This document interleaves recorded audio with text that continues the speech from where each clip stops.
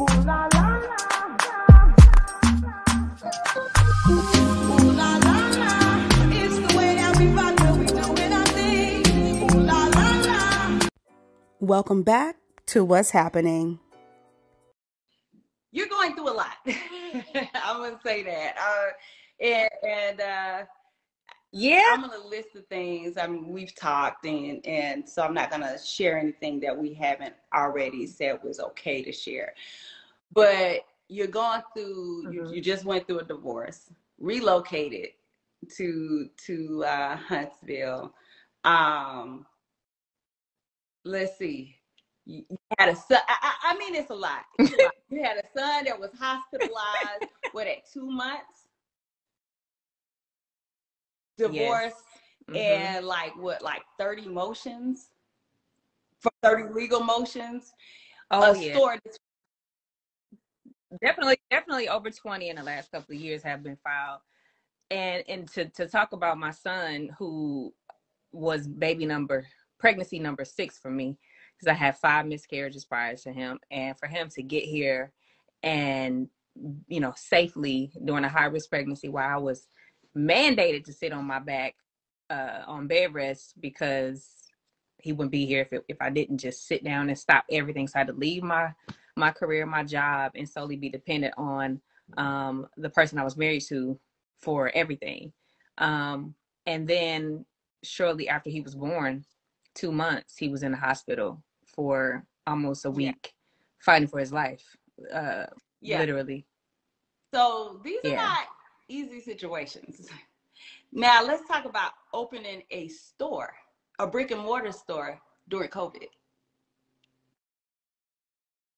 Well, and I was wobbling around, probably 4.5 months pregnant. So even though on bed rest, I still was trying to make sure that kept moving. And I opened in the end of January, early February, and COVID hit March the 14th, where everything was shut down. Well, COVID was already going on, but Alabama was shut down March 14th. So I wasn't even open a month before I had to figure out what to do and what was next. So that was a interesting journey, which is how I ended up with the online aspect of Madani Beauty, because that was the only way I knew to pivot was to put everything online. And I mean, let's keep it all the way funky since we talking, right? You got people boycotting your show, your store, showing up to your store, addressing issues with you that they're seeing on TV. In real life. Yeah. Not being able to separate the two. So that's been a interesting and difficult journey.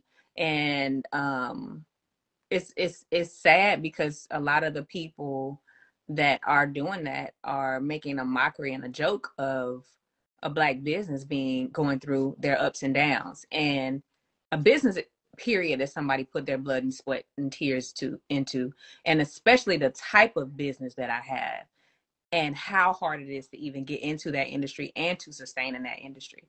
But the funny part about it is most of the people that support Madani locally, the brick and mortar, are people that are fans from out of town. So I see more fans popping in and out of the store than I do our local community. And so that leaves you with some decisions to make about how to move forward in that.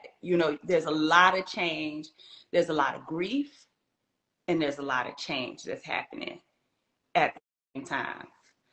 Mm-hmm. So tears are okay.